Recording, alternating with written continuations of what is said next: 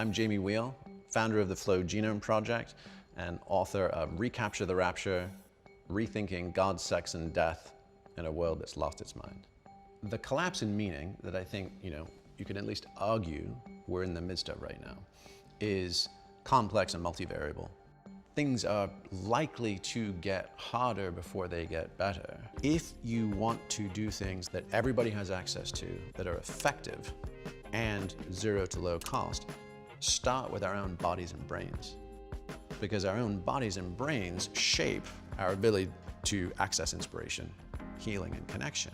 Like breathing.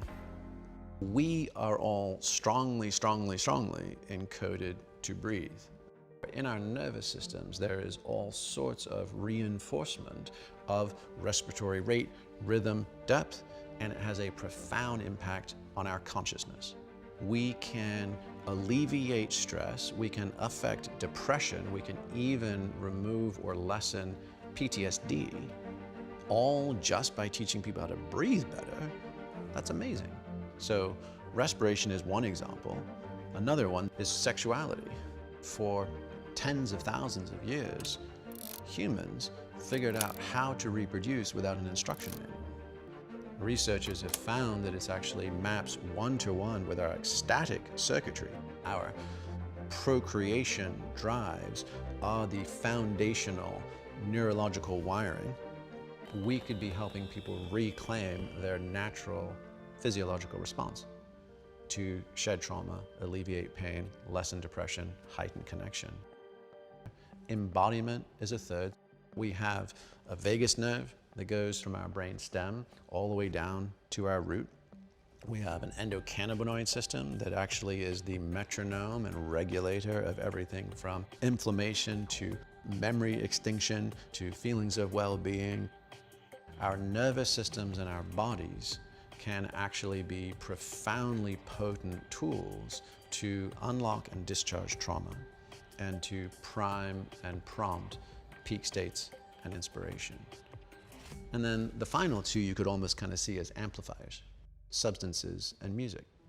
While substances could seem like an outlier, our desire to shift states meaningfully is pretty hardwired, never mind what our particular cultures, customs, or taboos might be.